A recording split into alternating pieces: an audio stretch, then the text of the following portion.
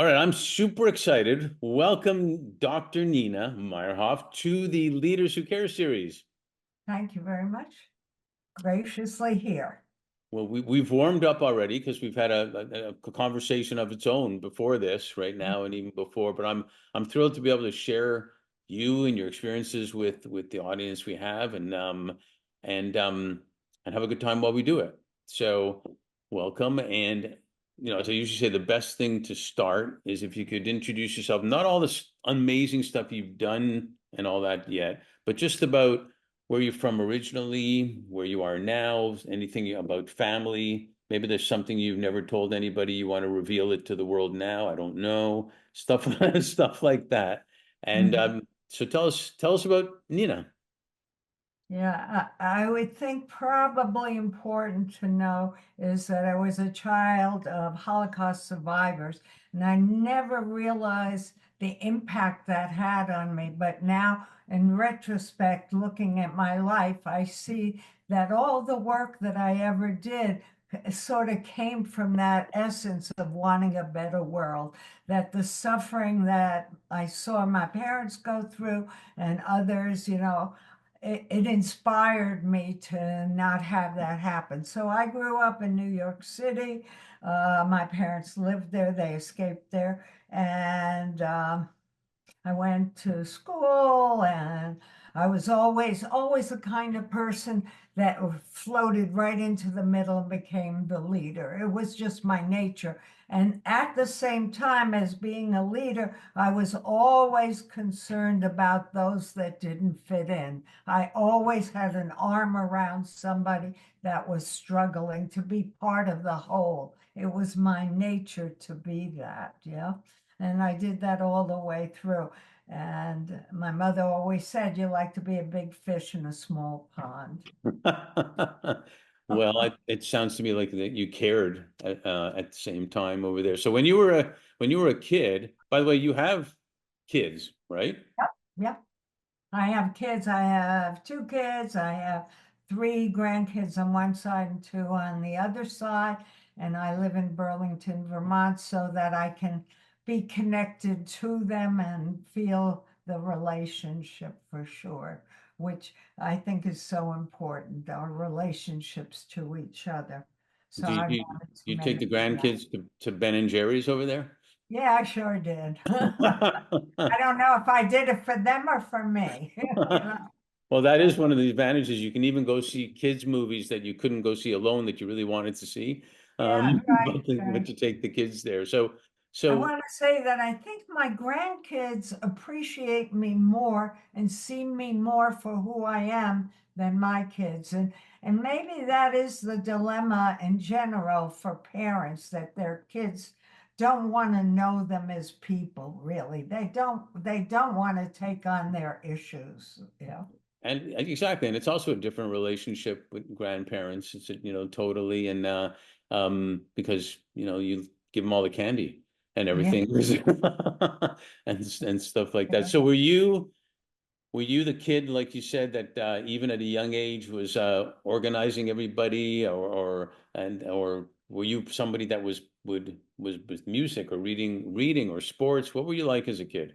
I was more a people person and I was always caring for the group and what it was that we wanted to accomplish, On a minor scale, like where are we going for a birthday party to a bigger scale now. But True. I was somebody that it was my nature. And part of my nature is also to get bored. So when I completed something, I wanted something new. And I think that's part of leadership, that you're always willing to step out into the next spot. And in general, have no fear. And that allows a lot of risk taking. Of course, you fall a lot of times, but you get back up. But risk taking is part of leadership, that you're just willing to try and to see and to learn and to know. 100%. And I've always found that you can find that thread, like we're finding with you, starting back as a kid, and how you maybe fell and hurt, and you realize, okay, I got to do this different type of thing. And now also education, though. you picked up some pretty good education along the way. I mean, bachelor's in languages, doctor of education at UMass Amherst. Then you got to believe your master's at You Columbia. did your research, I see. I do a little bit of research, You and know what? I look at all those things. Yes, I learned, I went to school a lot and I got a lot of degrees. But what I realize is they're business cards. They're not who you are, you know? And they give you entree into worlds that you want to do and be in. they do, and I agree. I would just add a point though. It's how you use that knowledge Mm, as a foundation to make a difference too. Like I went and got accounting and finance instead, even though I didn't want to do it, but it ended up being a good base for me to engage with leaders who care, type right. of thing, or help leaders care and stuff like that. Um, our firm, as we talked a little bit, our firm was founded on the premise that leaders and their organizations and whatnot could always do better when they're doing good, and it's starting to come more and more and more out there. Um, it looks like you were a pretty early leader in that respect and understanding that without a doubt. And it Yeah, looks like it started at, speaking of research, Hearts Bend Camp, right. World Children's Center, and you were the founder and director. Um, you were the director of special ed for the Vermont School District, I believe. I was 10 schools, but again, I started out as an aide, a paraprofessional, and worked myself up to being the director. And what did I do? I knew I couldn't increase the salaries because we were on salary schedules, but I could give good, opportunities like to the people. So I bring in someone to do massage after school for those Nice. who wanted. Yeah, or I organized trips to the United Nations for the kid. I did things that were outside the box. And yet, like I was an enigma in Vermont because, just that's the way it was, and especially in those days. But they were willing to. They called me Miss Color Coordinated because I like color. But they allowed me free room because it always worked out well, and I was always in benefit of others. That was my goal, and that's what inspires me. And I was going to speak to this, but later. But it's about inner leadership more than external leadership. I didn't want to have the masses following me, or, I didn't want to take the baton and show the world some. It was, who am I inside of myself? And I became more and more me. And as I became more and more me, I began to understand what I believed and what I wanted to do. And most people don't take the time to do that with themselves. So then they become the followers, But everybody has the potential to be a leader, because you can be who you are 100%. all the 100%. time. Um, Yeah. so you basically made impact, and I have found this when I've coached kids in sports and whatnot. You've made an impact over the years for yourself and for others at the same time. Um, and I think people appreciate the experiences that you offer them to go through. You're talking about doing stuff out of the box. You probably found, and it probably fulfilled you too, that the kids to others, even later in things you've done globally, they remember forever and ever the impact that they've made. I have young people that the ripple effect all over the world. I have a school named after me. I have programs named after me. I have kids named after me. Like a little girl here and there. But what I want to say, Heart's Bend was a bend in your heart. And so I worked in the school system, an administrator. I was very, exact, etc. And philosophically, Heart's Bend was the place that I believed how kids could be together and live as community. And it was a democratic living facility. It was on a farm. We grew all our own food. It was in the 60s and the 70s, so you can imagine. And we lived like that. And then I expanded it to international and did leadership training for young people, showing basically bringing young people from all around the world together to live as community and to see that we're all the same internally, even though we have cultural differences. And so I learned everything that I then took out into the world later on. So I think that's beautiful, and it's one of the things I love too. Is and I think it's the answer. I think the answer is women and moms leading and teaching young people that, we're all the same, even though we have some differences. Those are valuable differences in diversity, but we can live together and enjoy together and flourish Right. together, et cetera, et cetera. It And then I developed some educational models as a result of that. I got my doctorate. I did a dissertation on self-esteem development, and I realized self-esteem really uh, uh, pushes you into comparing yourself to another. Am I better than you or less? And so then I went into the inner constellation of who am I as soul? And it's really interesting because as soul, you remain who you are throughout your lifetime. That doesn't change, it enhances, but you are who you are, and that doesn't alter. Your personality alters, but not your soul. And so I learned a lot from going inward and did a lot of spiritual seeking. And as a result, I also did that with young people. You know, I didn't use the la la words, but I really shared with them in community councils. How can we find ourselves? Who are we? What do we want to do in life? And, what are your values? Do you want to eat meat or not? Shall we slaughter the pig today or let her live? Well, those are real decisions, aren't they? Yeah. They are real decisions, and Yeah. Yeah. um, it's um, it's fascinating because there's this whole thing about enough. You are enough, who Yeah. you are, That's and right. because I don't know if you find that people really think if they didn't become Oprah, or they didn't become Kobe Bryant, or they didn't become this and that they were a failure, but they're not. They're not. No. And fame is an external process. It's not, yeah. And I think as you get older, you realize, what you want to do is make a life that you believe works for you and that, fulfills you in many ways. Uh, And then you're more effective. I spoke to a CEO, must be a year ago now, and he said, "I'm having the best time I've ever had being a CEO. I can be emotional, I can be vulnerable. I don't have to pretend that I know everything, and I can really trust people. And when I trust them, I find they're doing better than they were before.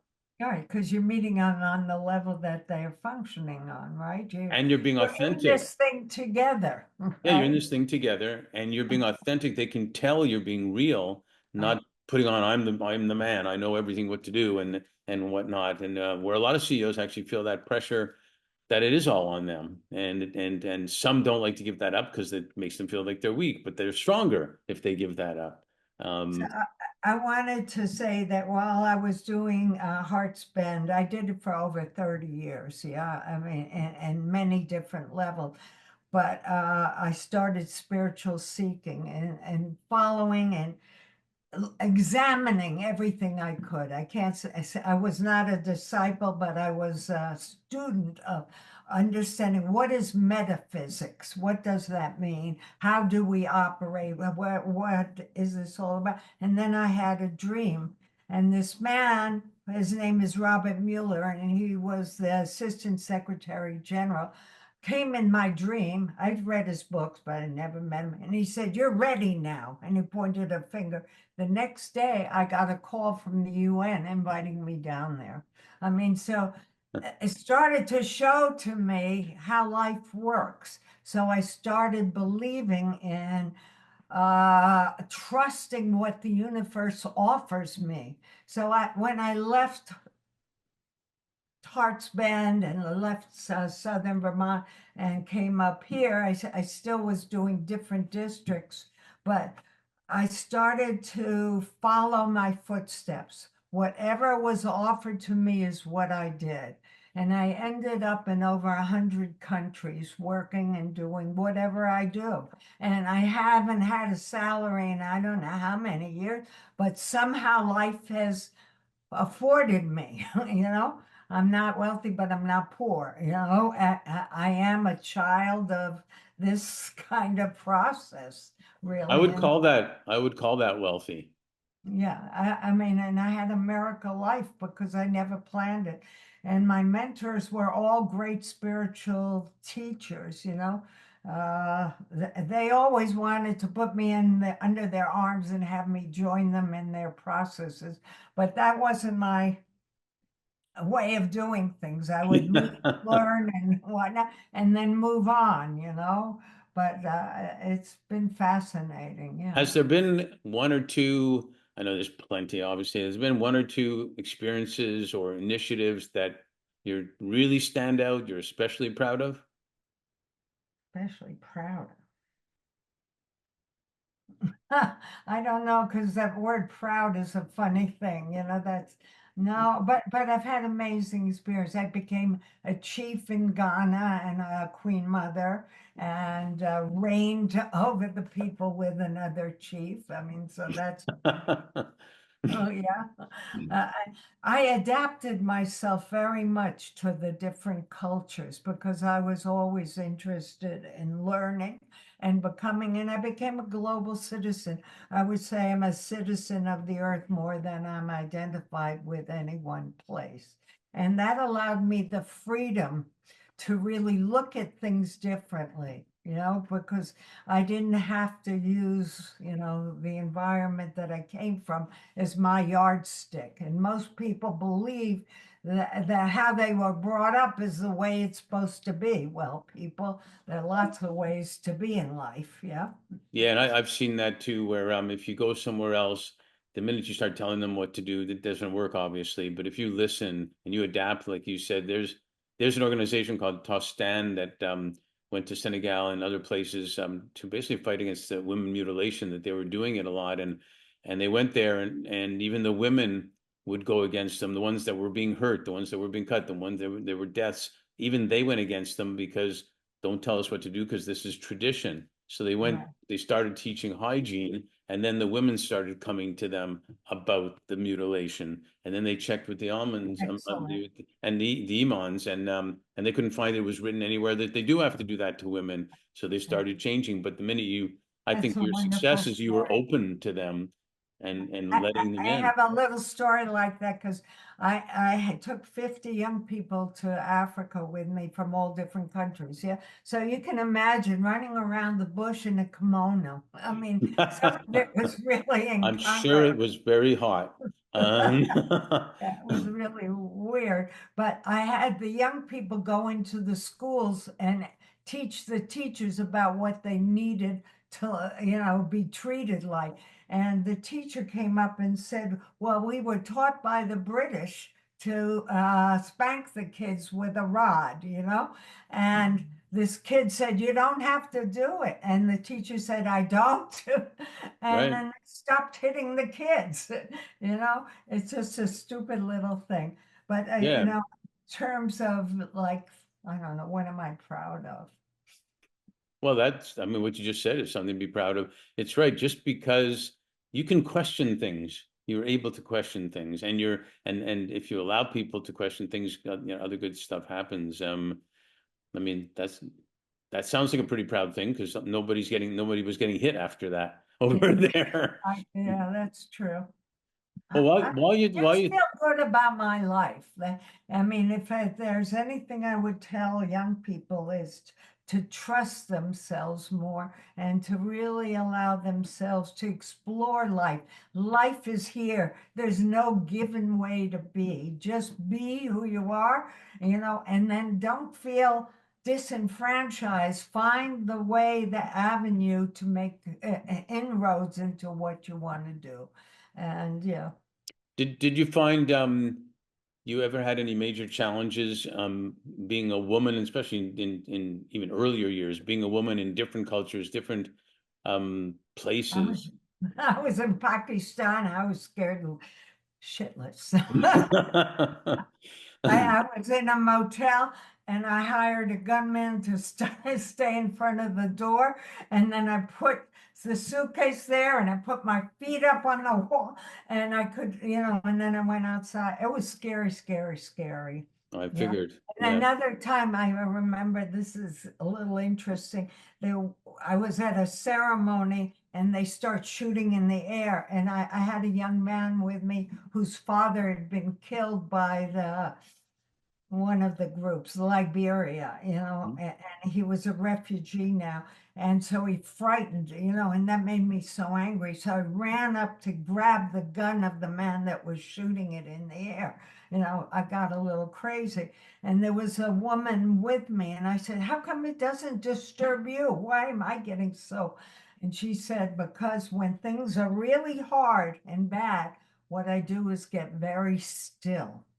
And I thought that's an interesting phenomenon, yeah, to really see it sort of as a play in front of you. And then you can make real decisions about what you want to do, you know? I think that's brilliant, and I wouldn't like to compare it to sport. However, I do a lot of sport analogies, and I've noticed with great athletes are the ones that are able to slow the game down in their mind.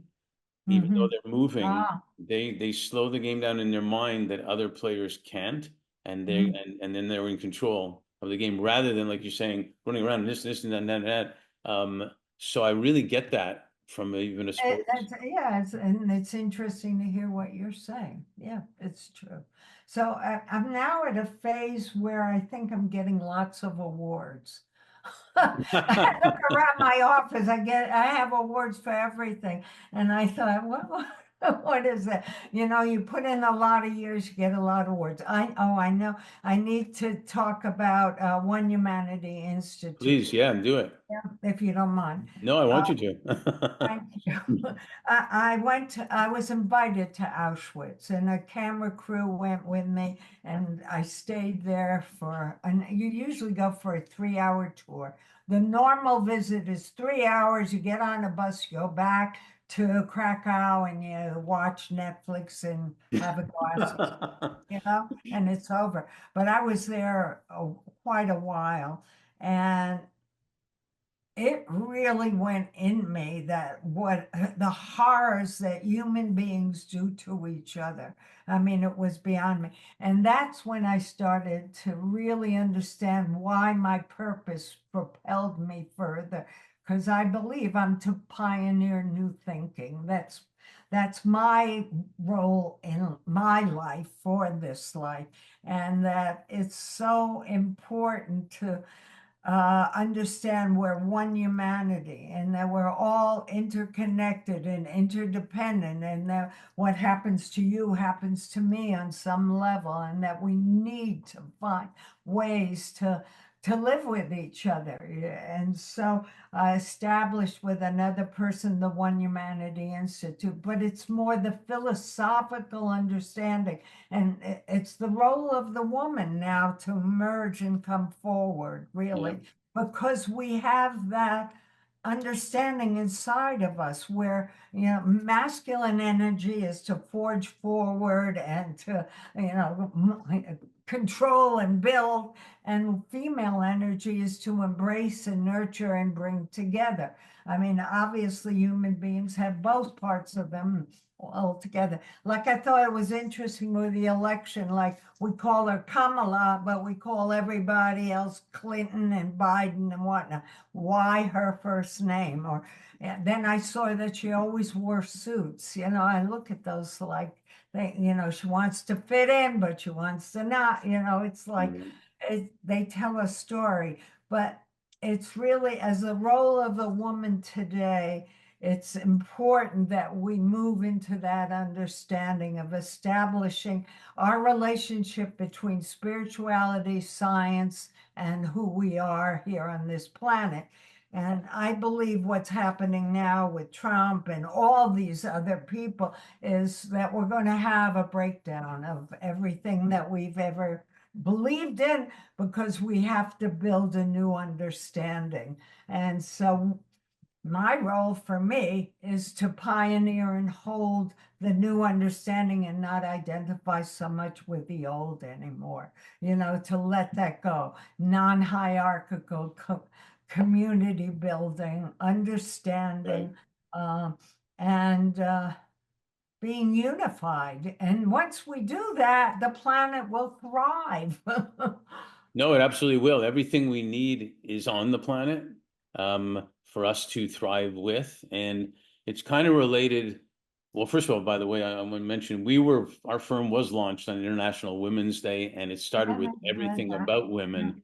And yeah, I've certainly been involved in a lot of women, and even in the Middle East, marching and whatnot for peace and everything all together, and so on. And men and women are different because they're supposed to be different.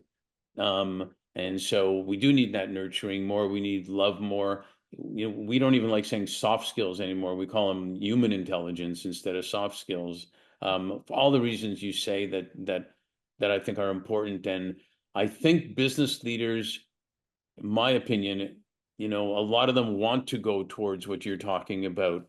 Sometimes they can't because of the stupid quarterly reporting and things like that. So you have to do stuff just for that. But they can, and there's a potential that with AI, I kind of want your thoughts on this. oh With yeah, AI, like we talked about, yeah, a lot of jobs will be gone. A lot of things are going to change more than ever before. So as humans, we're going to have to figure out how to support each other, how to yeah. belong with each other, and not just have people not have jobs and God knows what'll happen. I'm on the board of Gaia Foundation and AI Foundation with David Hansen and a couple of other people, and the head of the EU's AI.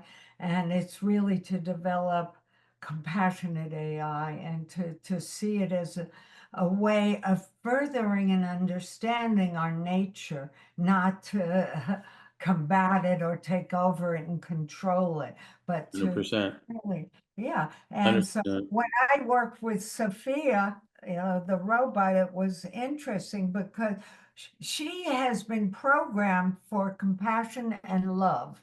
So she could educate human beings in that process, and develop a very logical way to get there, which would be exciting for all of us to participate in. I totally agree. I was recently on a panel called Love AI and Love Intelligence. Uh-huh.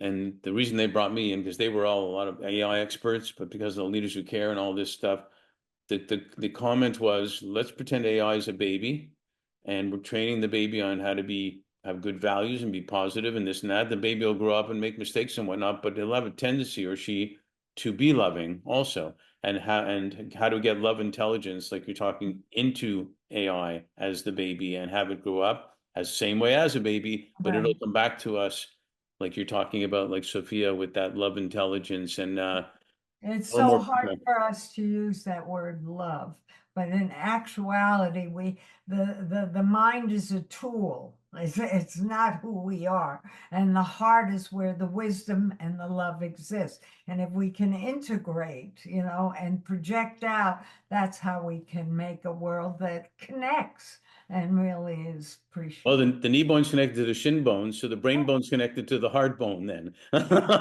Let's go. Yeah. But I love what you're saying, and I want to chat about it more, but you know what they say in LA is we have to leave them wanting more so we can do a sequel.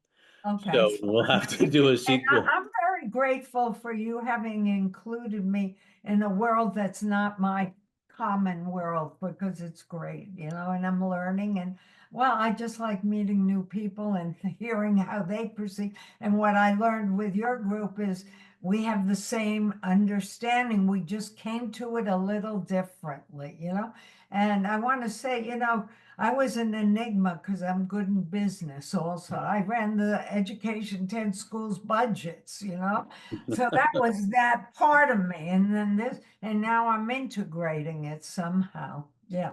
And that's really part of where leaders who care comes in, because you can do business and care at the same time. They're not separate things. In fact, your business will do better. Last thing I want to ask you though is, with everything that's happened in your life, but also more recently, COVID. I had a client tell me in 2021, he said, you know, Mark, the year 2020, the pandemic, it was the year that flew by slowly.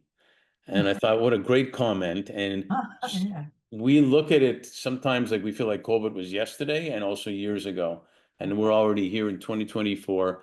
So, with all that said, what are you most grateful for and what are you most hopeful for?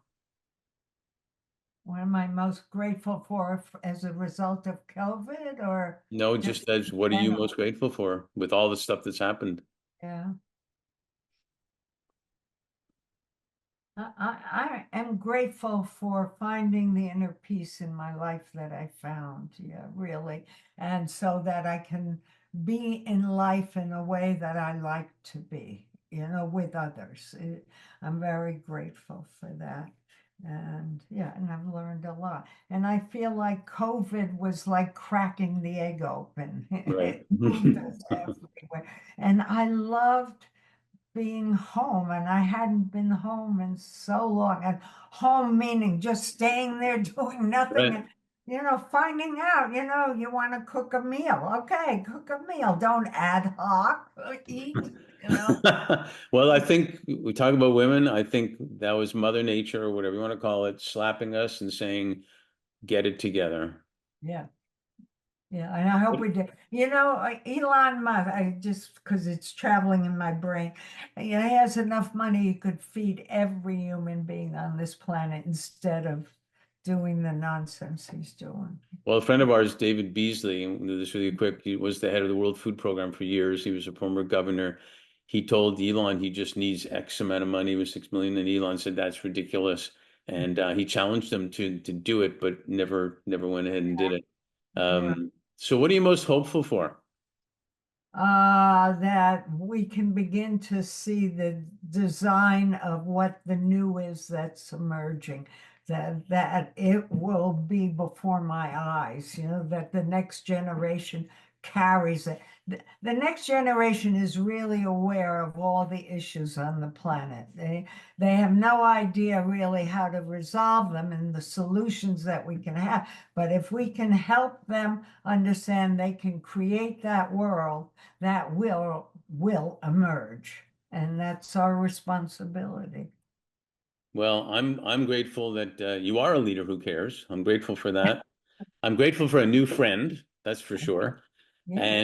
And I'm hopeful for the same reasons actually, but I'm also hopeful because I think there are a lot of young people that really do want to make a difference big time and are open to learning new things and creating new technologies and whatnot to make it happen. So thanks for being on our Leaders Who Care series. You're awesome. My pleasure.